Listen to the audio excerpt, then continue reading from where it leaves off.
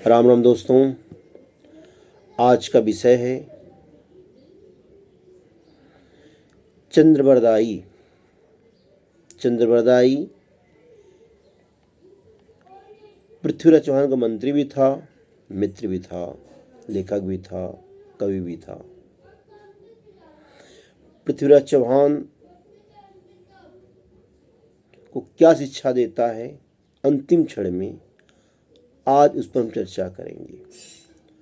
उसमें भी कुछ वर्ण की बातें कही गई हैं, सही है गलत है मुझे पता नहीं, आज आपके सामने बताता हूँ मैं। उसके पर हम चलते हैं 1191 में।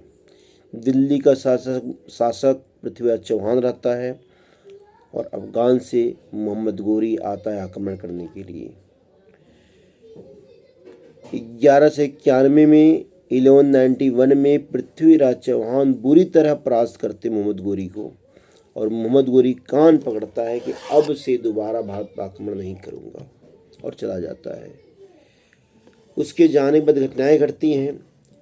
भारत में कनौज का राजा जयचंद रहता है। उसकी पुत्री संयोगिता रहती है। संयोगिता का प्रेम पृथ्वीराज चौहान से हो जाता है। कैसे होता है, कब होता है, इसका उल्लेख नहीं है, प्रेम हो जाता है। दिल्ली का शासक पृथ्वीराज चौहान संयोगिता से प्रेम करता है, और राजा जयचंद से पृथ्वीराज चौहान की दोस्ती नहीं थी, दुश्मनी ही थी। क्योंकि दिल्ली का शासक था और जयचंद एक प्रांत का था। पृथ्वीराज चौहान को नीचा दिखाने के लिए जयचंद अपनी बेटी का स्वयंवर करता है, और स्वयंवर में पूरे देश के राजाओं को बुलाता है, मगर पृथ्वीराज चौहान को आमंत्रण नहीं भेजता है। आमंत्रण पत्र न भेजने पर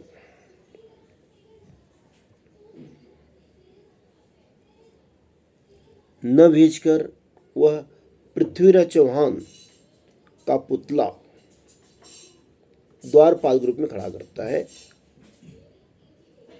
उन्हें नीचा दिखाने के लिए, उन्हें एक तरह से मजाक उड़ाने के लिए पृथ्वीराज चौहान का। उसके पहले उनकी बेटी संयुक्ता मिलती पृथ्वीराज चौहान से और बोलती है कि अगर आपसे विवाह नहीं हुआ तो मैं आत्महत्या कर लूँगी, और पिताजी ने आपको निमंत्रण नहीं भेजा है। पिताजी ने आपका मजाक उड़ाने के लिए, उन्होंने आपको नीचा दिखाने के लिए आपका पुतला वहाँ रखा है द्वारपाल के रूप में। तो पृथ्वीराज चौहान कहते हैं कि ठीक कोई बात नहीं, तुम द्वारपाल को ही वरमाला पहनाना, फिर मैं देख लूँगा। दोस्तों, कुछ दिनों बाद वो घड़ी आती है, संयुक्ता वरमाला लेकर चलती है और सभी राजा बैठे रहते हैं। उसके बाद जो राजा आते हैं पृथ्वीराज चौहान देखकर हंसते हैं, ठटाके लगाते हैं कि द्वारपालक बना हुआ है। तो वरमाला लेकर चलती है, वन बाय वन सभी राजाओं के पास जाती है। अंतत्व का तो लास्ट में पुतला रहता है पृथ्वीराज चौहान का द्वारपाल ग्रुप में, और उसी को पहना देती है। पुतला के पीछे एक आदमी रहता है जो हाथ पकड़ता है और लेकर भागता है संयुक्ता को। जयचंद कहता है पकड़ो इस आदमी को, और कुछ दूर द्वारपालक दौड़ते हैं, मगर कुछ दूरी जाने के बाद वो घोड़ा बढ़ जाता है संयुक्ता को लेकर और भाग जाता है। वह आदमी पृथ्वीराज चौहान रहता है। दोस्तों, बीच सभा में इस तरह का अपमान जयचंद को पसंद नहीं आता है। जयचंद के गले नहीं उतरता है। उसने वह कसम खाता है कि आज से इस पृथ्वी पर अगर मेरा कोई दुश्मन है तो सिर्फ एक और एक हुआ है, पृथ्वीराज चौहान। और जब से इसे मैं दंडित नहीं कर दूंगा, जब से इसे मैं हरा नहीं दूंगा, परास्त नहीं कर दूंगा, इसे मार नहीं दूंगा, तब से मैं एक वक्त भी नहीं सोऊंगा। और वह आमंत्रण पत्र भेजता है मोहम्मद गोरी को और बोलता है कि तुम मित्र, पृथ्वीराज चौहान तुम्हारा दुश्मन है, मेरा भी दुश्मन है, और आओ और मैं तुझे उसके गुप्त ठिकानों का पता बताता हूँ और पूरी सहायता करूँगा, उसे हराओ। और गोरी हंसता है कि अब जो है हम जीत जाएंगे, और वह वहाँ से आता है और दोनों मिलकर आक्रमण करते हैं पृथ्वी चौहान पर। और पृथ्वी चौहान पर आक्रमण करने पर पृथ्वी चौहान परास्त होता है। और परास्त होने के बाद मोहम्मद गोरी, पृथ्वीराज चौहान और चंद्रबरदाई दोनों को कारागार में डालता है। जंजीरों से जकड़ दिया जाता है और पृथ्वीराज चौहान की दोनों आंखें फोड़ देता है और जंजीरों में जकड़वा कर उन्हें कारागार में डाल देता है। दोनों कारागार में जाते हैं। चंद्रबरदाई उनके मित्र थे, जैसा बताया, मंत्री भी थे, कवि भी थे, लेखक भी थे। दोनों जाते हैं, कारागार में रहते हैं। किसी ने जाकर बोलता है सुल्तान को, गोरी को, कि अरे सुल्तान, ये तो शब्दवेदी बाण जानता है। बोलता है वह क्या होता है? बोलता है किसी इंसान को बिना देखे ही बाणों से मारना शब्दवेदी बाण होता है। बोलता है अच्छा, ऐसा जानता? बोला ऐसा यह जानता है पृथ्वी चौहान। बोला ठीक है, संदेश जाकर भिजवाओ कि मैं उसका शब्दवेदी बाण देखना चाहता हूँ। और वह कारागार में संदेश भिजवाता है और कारागार में चंद्रबरदाई बात करता है, बोलता है ठीक है, जाओ, मैं अपने राजा को बताता हूँ। और वह जाता है और पूछता है मित्र, आँख तो फुड़ी गई थी, जंजीर में जकड़े हुए थे। बोले मित्र कौन आया था? बोले कि सुल्तान का मंत्री आया था। बोले क्या बोल रहा था? बोले मित्र, वह आपकी कला कौशल देखना चाहता है, जो कला है, शब्द जोड़ देखना चाहता है। तो पृथ्वीराज चौहान की आंख तो फूटी रहती है, शरीर जकड़ा, गुस्सा में आकर बोलते हैं मित्र,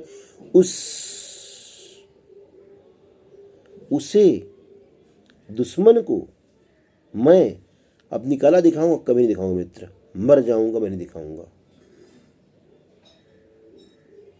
फिर बोलते हैं मित्र पानी पी लीजिए, बैठिए।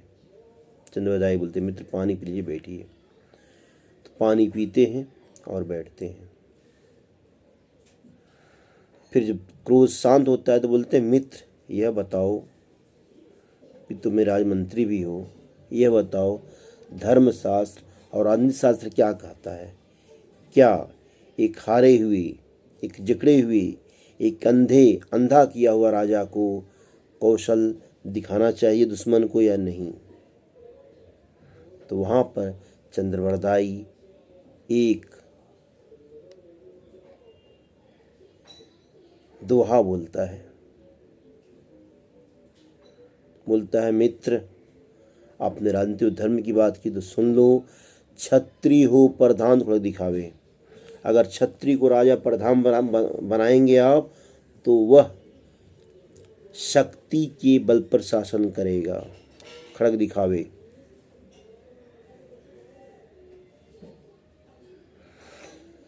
छत्री हो प्रधान खड़ग दिखावे, बनिया हो प्रधान घर राज थमावे। अगर किसी बनिया को आप राजा बनाओगे, मंत्री बनाओगे, मुखिया बनाओगे तो सबसे पहले अपना वो घर भरेगा। कायस्थ हो प्रधान सदा रहो पियंतु। अगर किसी कायस्थ को आप प्रधान बना दोगे तो हमेशा पीने में ही लीन रहेगा। ब्राह्मण प्रधान सदा रहो निश्चिंतो। अगर ब्राह्मण को आप प्रधान बनाएंगे तो निश्चिंत रखिएगा, आपको बेटे के समान आपका सेवा करेगा। नाई प्रधान कीजिए चंद्र विश्व साची तो। नाई को प्रधान बनाएंगे तो थाली में बैगन काम करता है, कभी इधर कभी उधर, इसलिए नाई को प्रधान बनाइए। तो मित्र, यह न ब्राह्मण है, न बनिया है, न कायस्थ है, नाई है, न मेरे चारों वर्ण में कोई वर्ण है। यह फिरंगी है, फिरंगी भी नहीं है, यह मलेच्छ है। और हम लोगों को ऐसे ही मार डालेगा वो, आज नहीं कल। तो मित्र, एक मौका मिला हुआ है, क्यों नहीं इसको मारकर मरा जाए? मेरी राय है कि इसको मित्र मार दिया जाए। बोले चलो मित्र, तब दिखाते हैं कौशल। और दोनों जाते हैं और दोनों, चंद्रबरदाई बोलता है कि ठीक है, धनुष बाण के साथ साथ हम लोगों को एक एक तलवार दे दिया जाए आत्मरक्षा के लिए, तो दोनों तलवार लेते हैं, एक वह और एक वह, और धनुष बाण देते हैं और चलते हैं दिखाने के लिए। दोस्तों, पूरी शरीर जंजीरों से लोहे की जकड़ी हुई, आँख फूटा हुआ है, देख नहीं पाएगा, और सुल्तान ऊपर बैठकर बात कर रहा था मोहम्मद गोरी। तब यहाँ कहा गया है, चंद्रबरदाई बोलता है मित्र निशाना लगाओ, बोलता है मित्र सुनो, 4 बांस 24 गज अंगुल अष्ट प्रमाण, ताऊ पर सुल्तान है मच्चू को चौहान, मित्र मार दो। और बाण चलाता है और उसे मारा जाता है। वीर गाथा काल में कहता है उसे मार दिया गया, लेकिन इतिहास कहते कि नहीं, वो जिंदा बच जाता है, और जिंदा बचने के बाद घायल होता है, कुछ दिनों जिंदा बच जाता है। और यहाँ पर पृथ्वीराज चौहान चंद्रबरदाई दूसरे को तलवार से मारते हैं और दोनों वहीं पर खत्म हो जाते हैं। दोस्तों, जिंदा होने के बाद पृथ्वीराज चौहान की डेड बॉडी को ले जाकर वह अफगानिस्तान में रखता है, मज़ार पे रखता है, जहाँ लोग वहाँ जूते मारते हैं शैतान के नाम से। यह हमारे सनातन भाइयों के लिए बहुत ही दुख की बात है। दोस्तों, सनातन धर्म हमारा धर्म सर्वोपरि है, सर्वोपरि रहा है, सर्वोपरि रहेगा। इसलिए अपने धर्म पर गर्व करना चाहिए हमें, और जो इतिहास से भूल हुई है उसे दोबारा नहीं दोहराना चाहिए। कुछ जयचंद हैं जो हमारे शास्त्र पर, हमारे धर्म पर, हमारे ऊपर उंगली उठाते हैं। इसलिए दोस्तों, हमें गर्व करना चाहिए। राम राम, फिर मिलेंगे।